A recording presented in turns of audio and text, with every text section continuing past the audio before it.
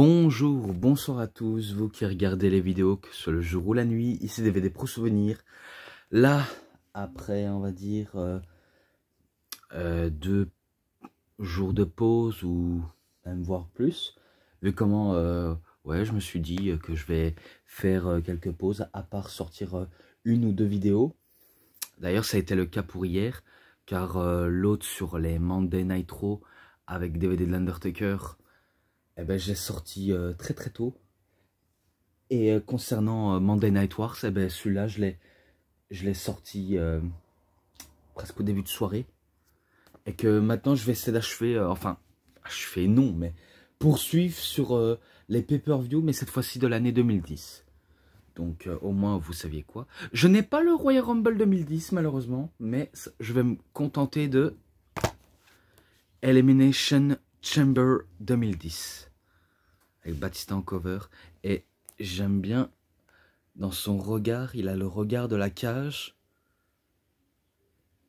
Quand on zoome un petit peu plus loin, on dirait qu'il a le Sharingan. Enfin, Sharingan. Non, le Rinnegan. Même si le Rinnegan n'est pas tout violet, ou tout mauve, si vous préférez. Mais ouais, j'aime bien ce cover. Non, j'ai pas la liste des matchs.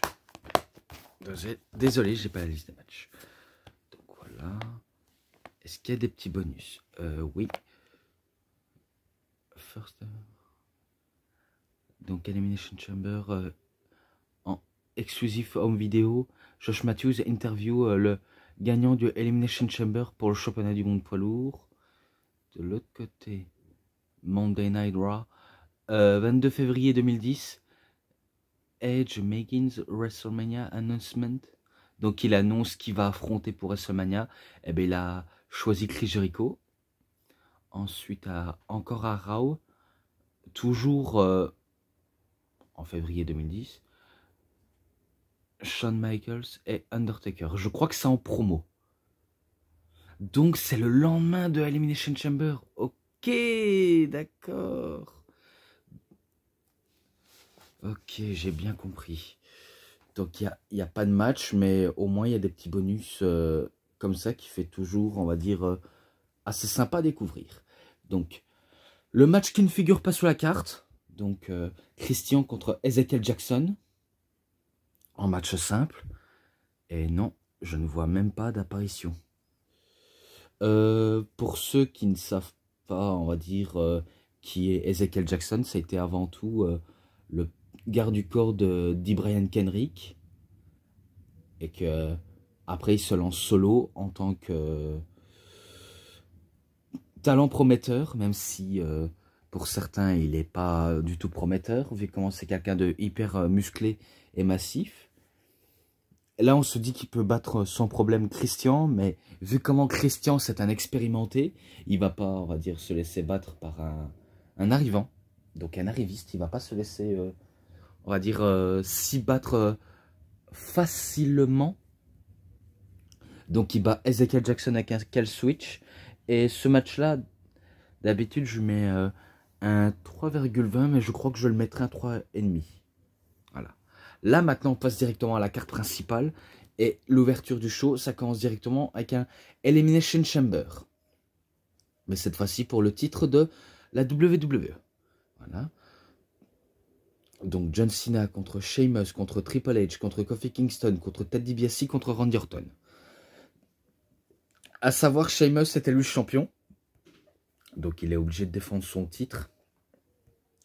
Face à 1, 2, 3 main eventers et dans le futur Kofi Kingston sera lui aussi un main eventer. Donc vu comment il doit défendre son titre face aux vétérans et aux plus même point, même si je sais que Sheamus il a quand même de l'expérience par rapport à Ted DiBiase. Peut-être que je me trompe, mais je sais bien que Kofi Kingston, Sheamus ont quand même de l'expérience, comme John Cena et Randy Orton également, et Triple H a encore plus expérimenté. Donc voilà quoi. Donc si je crois bien, ils étaient, on va dire, 1, 2, 3, 4, 5, 6. Ils étaient 6 jusqu'à ce que Ted DiBiase se fasse éliminer, Kofi Kingston se fasse éliminer, Randy Orton se fasse éliminer. Et du coup, on n'a plus que 3. Donc, John Cena, Triple H, Sheamus. Donc, c'est Sheamus qui se fait éliminer. Et après, je me rappelle que John Cena fait son STFU. Donc, le STF. Il réussit à faire abandonner... en plus, pour la deuxième fois, le Triple H. Hein. Un à WrestleMania 22 et au Elimination Chamber. Donc ça fait 2 fois qu'il abandonne suite à ce STF. Et du coup, John Cena, il remporte la ceinture. Et qu'il n'aura pas le temps d'en profiter, malheureusement. Il n'aura pas le temps d'en profiter car Monsieur McMahon arrive. Donc vous avez peut-être deviné, c'est un remake de New Year's Revolution 2006. Donc oui, c'est un remake. Et que il dit bravo John, félicitations d'avoir survécu à la cage d'élimination. Et que je crois que tu vas avoir un autre pain sur la planche. Donc il envoie Batista, Monsieur McMahon.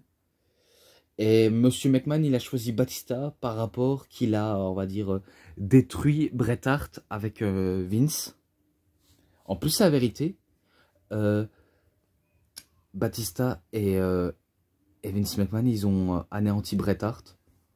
Et que je me rappelle que McMahon crachait sur Bret Hart alors qu'il était, on va dire, les mains attachées par les gros bras de Batista. Donc il était mis en dolorie. Et du coup, il a choisi Batista. Je vais vous dire direct, c'est Batista qui bat directement John Cena. Donc il le squash carrément et il remporte le titre. Donc tout d'abord le Chamber, je le mets 3,50. Ce match-là, peut-être quand même rapide. Allez, 3,20. Voilà. Ensuite, Drew McIntyre contre Kane pour le titre intercontinental. Donc oui, il met son titre en jeu, McIntyre. Vu comment lui aussi se fait présumer l'élu. Et qui va utiliser cette opportunité pour montrer sa supériorité à la WWE. Donc on pensait que face aux vétérans, ça pourrait, c'est du gâteau à battre. Eh ben non. Car c'est vrai que Kane, c'est pas non plus quelqu'un facile à battre, car il en faut plus. Mais vu comment Kane souhaitait, on va dire, mettre over Drew McIntyre par rapport à la fédération, eh ben c'est Drew McIntyre qui bat Kane avec un futur choc DDT. Donc voilà, ce match-là, 3,5. Voilà, 3,5. Car victoire de McIntyre. Et après, il y avait pas mal de sainements qui ont enchaîné durant tout le show. Donc si j'avais une liste, je vous aurais dit. Mais malheureusement, je n'en sais pas plus, malheureusement. Voilà. Donc, Lay Cool, équipe composée de Layla et Michelle McCool, contre Gail Kim et Maryse. Alors, bizarre de voir Maryse là, parce que je crois que Maryse, elle a effectué un face turn. Attendez, attendez.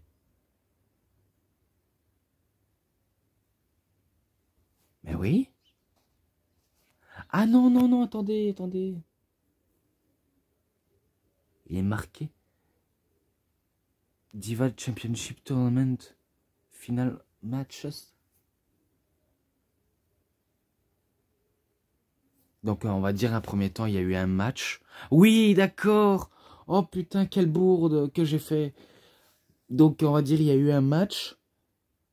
Et que, si je crois bien, ben, Maryse était bien partie pour gagner face à Gail Kim. Et qu'il y a intervention de Lay Cool, alors qu'ils étaient à l'extérieur du ring près de la table des commentateurs pour pourrir le match. Après, je sais pas s'il y a une décision, mais je crois que ils ont dû, on va dire, mettre un match par équipe. Donc ça va être justement le cas. D'accord. Donc c'était le match par équipe. Je dis direct, c'est Lay Cools qui bat Gail Kim et Maryse, car j'ai pas trouvé forcément si impressionnant que ça. Donc ce match-là, 3,10 et ce match-là, 3,20. Voilà. Ensuite, The Miz, accompagné par le Big Show. Et que les deux là, ils vont former l'équipe de Show Miz. Ou Miz Show. Appelez-les comme vous voulez. Vu comment Big Show adore faire des alliances avec la plupart des catcheurs. Il avait déjà fait une alliance avec Kane, mais sauf qu'ils n'ont pas su trouver un nom pour l'équipe. Avec Chris Jericho, ils forment tous les deux The Jerry Show. Et maintenant avec le Miz, The Show Miz. Et après, d'autres alliances qu'il en a exactement fait durant tout le long de sa carrière, le Big Show. Donc le Miz, il affronte MVP. Et que MVP est accompagné par Mark Henry. Et c'était pour le titre des États-Unis également. Voilà, au moins vous savez que je n'oublie rien. Dommage pour Mental Vantervius Porter, qui s'attendait à battre le Miz. Mais après, il s'est fait aider par le Big Show, le Miz. Hein. C'est un peu le principe, et qu'après, bagarre de géant à l'extérieur. Ça a quand même distrait MVP, mais MVP voulait quand même, on va dire, enchaîner. Et ben, suite à cette perturbation, et ben, le Miz en profite avec son Skull Crush Finale. Et il remporte pour la victoire. Donc, allez, 3,5 celui-là. Maintenant, je passe au main event. Celui-là, je pense pas déjà l'avoir noté. Et par rapport aux promos entre Michaels et Undertaker, je reviendrai après, si vous voulez. Vu comment Edge, je suis déjà au courant. Voilà. Donc, c'est encore le Elimination Chamber, mais en main event cette fois-ci. Qui est un très bon main event, honnêtement. Et c'était pour le titre du monde poids lourd. Donc, il y avait Chris Jericho, Undertaker, John Morrison, Rey Mysterio, CM Punk, accompagné par Luke Gallows et Serena, et contre R-Truth. Donc, en total, 1, 2, 3, 4, 5, 6. Donc, comme l'ouverture du show, tout le monde va passer à faire leur entrée normalement. Le dernier, mais non le moindre, qui est le champion. Vous connaissez Undertaker, il a l'habitude de faire ses entrées façon dark, façon mystique. Et façon... comment je pourrais dire? Façon...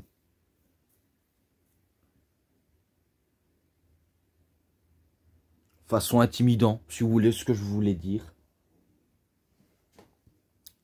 Eh ben, vu comment il adore les éclairs, la fumée, les flammes, eh ben, suite, on va dire, au tour de flamme, eh ben, je me rappelle qu'il s'est fait brûler dans la rampe d'entrée. Ça a été filmé par la caméra d'un fan et pas la caméra de la WWE, car ils ont préféré de pas mettre ce moment-là.